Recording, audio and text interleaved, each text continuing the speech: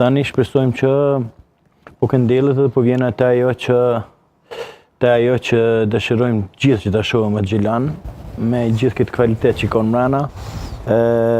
Po mendoj që Gjilanit i duhet edhe pak më shumë karakter sa i përket që të vijë deri te loja ose ajo që pritet nga Gjilani, nga gjithë. Kurse Prishtina është në tranzicion të ekipit.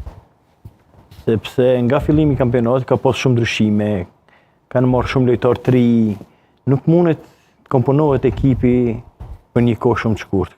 Këtë duhet ta dim edhe te Gjilani është e njëjta gjë.